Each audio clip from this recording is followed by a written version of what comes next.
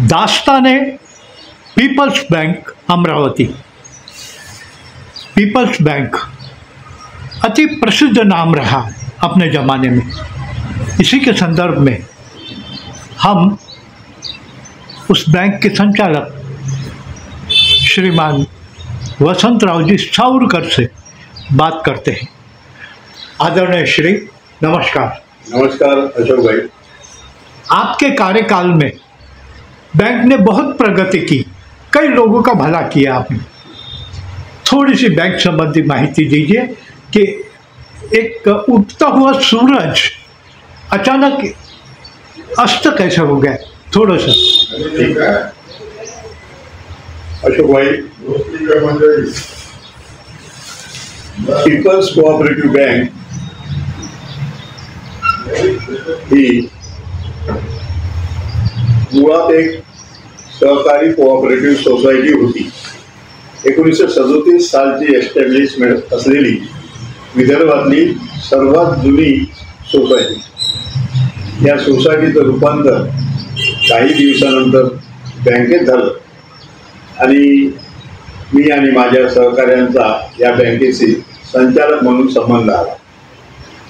अमरावती शहरातली ही बँक राव बहादूर ब्रह्मा यांनी स्थापन केलेली, जुना इतिहास असलेली, तिला एक व्यापारिक रूप द्यावं आणि हिला सर्वांना एक उपयुक्त अशी संस्था व्हावी अशी धारणा आमच्या सर्वांची होती। त्याप्रमाणे आम्ही प्रयत्न केले। बँकिंग लायसन्स मिळाल्यानंतर या शहरात जेव्हा आम्ही बँकिंग व्यवसाय सहकारी बँकेच्या मार्फत सुरू केला तर अतिशय चांगला प्रतिसाद या शहरातील व्यापारी, डिपॉझिटर, सहकारी, हितचिंतक यांनी दिला आणि एक अग्रगण्य बँक म्हणून या शहरामध्ये ते रूपाला आले। नुसते शहरातच नाही तर विदर्भात सुद्धा या बँकेचं नाव होतं। परंतु एखाद्या चांगल्या गोष्टीला एखादा कसा दृष्ट लागते, मराठीत एक शब्द आहे, त्याप्रमाणे झालं असावं। वास्तविक कारण काहीही नव्हतं। कारण होतं गव्हर्नमेंट सिक्युरिटीज मधले इन्व्हेस्टमेंट। 2002 साली वास्तविक रिझर्व्ह बँकेच्या आग्रहामुळं, कंपल्सरी नियमामुळं प्रत्येक बँकेने आपल्या डिपॉझिटच्या काही पर्सेंटेजमध्ये गव्हर्नमेंट सिक्युरिटीज घेतल्याच पाहिजे आणि चांगल्या भावाने त्या विकल्या पाहिजे असा दंडक होता। त्याप्रमाणे गव्हर्नमेंट सिक्युरिटीजचा आमच्या संचालक मंडळाने एक निर्णय घेतला आणि त्या सगळ्या पॉवर्स आम्ही आमच्या अधिकाऱ्यांना दिल्या की संस्थेच्या हिताच्या जे जे चांगलं असते त्या इन्व्हेस्टमेंट आपण करायचं। आम्ही त्यावेळेस जवळजवळ 5 कोटी आणि 4.5 कोटी अशा 2-9.5 कोटी रुपयाच्या इन्व्हेस्टमेंट 2002 साली केले जेव्हा ही घटना घडली। परंतु त्यापूर्वी 2 वर्षापासून हा व्यवहार नियमित बँकेचा सुरूच होता। त्यामध्ये चांगल्यापैकी नफा बँकेला मिळाला। एक वेळी 80 लाख रुपये त्याचं प्रॉफिट मिळालं, एक वेळी 60 लाख रुपये प्रॉफिट मिळालं। ते बँकेत बाय ड्रॉप जमाही झालं। परंतु नंतर एकंदर महाराष्ट्रात जवळजवळ 8 ते 9 ठिकाणी अशा प्रकारच्या इन्व्हेस्टमेंटमध्ये चुकीच्या इन्व्हेस्टमेंट केला असा आरोप झाला आणि रिझर्व्ह बँकेनं त्याची तपासणी केली। तेव्हा आमच्या रेकॉर्डला ज्या आम्ही खरेदी केल्या त्या सिक्युरिटी, ज्याला गव्हर्नमेंट प्रतिभूती म्हणतात, त्या आमच्या जवळ दिसल्या नाही। त्यामुळं रिझर्व्ह बँकेने ते ऑब्जेक्शन घेतलं।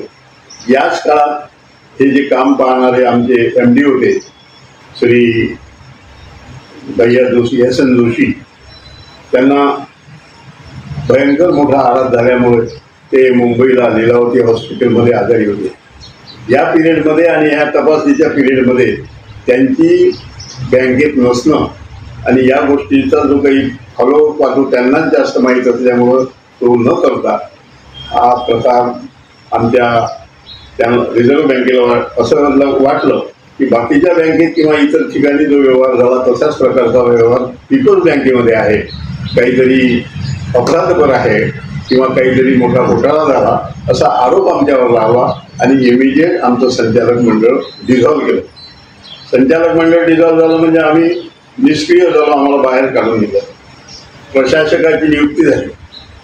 त्या पिरियडमध्ये एकंदर सर्व चर्चा होतेच. लोकांनाही डिपॉझिटरला थोडी काळजी वाटते. त्याप्रमाणे ती बँक म्हणजे त्या आघात झाल्यामुळं रेग्युलर जे वर्किंग सुंदर चालू होतं त्याला थोडा ब्रेक लागला आणि नंतर प्रशासक मंडळाने ही बँक कॉस्मॉस बँकेत मर्ज करावी, म्हणजे नियमित थोडी डिपॉझिटरला त्याच्या पैशाला धक्का लागणार नाही, कर्मचारी त्या सर्व्हिसेस तशाच राहतील आणि खातेदारांना सुद्धा आपल्या सर्व्हिसेस मिळू शकतील, म्हणून तो निर्णय घेतला. आणि ही पीपल्स कोऑपरेटिव्ह बँक ज्या परिस्थितीत होती त्या परिस्थितीत मर्ज केल्यानंतर त्या सर्व लोकांना त्याचे पैसे व्यवस्थित मिळाले. मात्र या घटनेला आज 23 वर्ष झाले. 2002 सालची ही घटना आहे. 23 वर्षपर्यंत आम्ही कायदेशीर लढाई, कारण आमच्या सर्वांना, आम्ही आमच्या कर्मचाऱ्यांना, अधिकाऱ्यांना हे नक्की माहीत होतं यामध्ये एक नवीन पैशाचाही संबंध कुणाचाही कसलाही नाही. आपण नक्की यातून बाहेर निघू, परंतु एकंदर न्यायालयीन प्रक्रियेमध्ये भयंकर वेळ गेला. यामध्ये काही वेळेस आम्हाला हायकोर्टात, काही वेळेस सुप्रीम कोर्टात जावं लागलं, परंतु आम्ही सर्वांनी ती लढाई निकरीने लढाई आणि 19 ऑगस्टला मान्यवर न्यायमूर्तींनी आम्हाला सर्वांना निर्दोष सोडलं. त्यामुळं आम्हाला भयंकर त्याचा आनंद झाला. एक आमची चांगली संस्था जी बनवली, आमच्या जीवापेक्षा जी आम्ही जतन करत होतो ती आमच्याजवळ राहिली नाही, परंतु आमच्या हयातीत आम्ही निष्कलंक बाहेर निघालो याचा आम्हाला आनंद आहे. सर्व अमरावतीकर व्यापाऱ्यांचा विश्वास आमच्यावर होता. सर्वांनी प्रेमाने वागणूक दिली आणि या पिरियडमध्ये आमच्या ही लढाई लढताना इथले विधिज्ञ ॲडव्होकेट प्रशांत देशपांडे, श्री महेश मामळे, श्री विघेजी, नवलानीजी, अग्रवालजी या सर्व तज्ज्ञ विधिज्ञ विजभाऊ केवळे यांनी आमच्यासाठी भयंकर परिश्रम घेऊन आमची बाजू न्यायमूर्तीसमोर प्रकल्पने मांडली आणि आम्हाला निर्दोष मुक्त केलं. या काळात आम्ही आमचे 7 सहकारी आज आमच्यात नाही आहे. या 23 वर्षाच्या कार्यकाळात ते आम्हाला सोडून येलोकी गेले. जी मंडळी आमच्या सोबत होती ती आजही आहेत. त्यात चांगल्या पद्धतीचे डॉक्टर, वकील, चांगले शेतकरी अशा प्रकारचे लोक माझे सहकारी आहेत. ते आजही आमच्या बरोबर आहेत.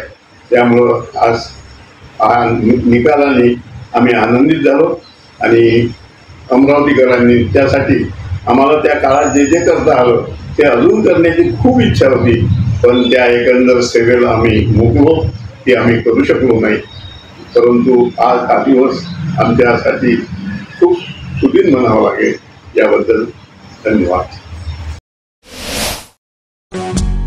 श्रद्धा फैमिली शॉपिंग में जाएंगे हम सभी, साड़ियों की नई डिजाइन देखो यहीं से लाएंगे.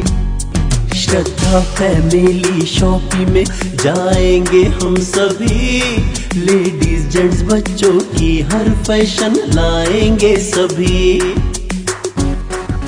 फैशन के सफर में आप भी आगे ही आगे बढ़ते चलिए, क्योंकि बिजीलैंड का सबसे बड़ा आलीशान भव्य showroom Shraddha family shopping and mall, Busyland complex, Nandgaon Peth, Amravati.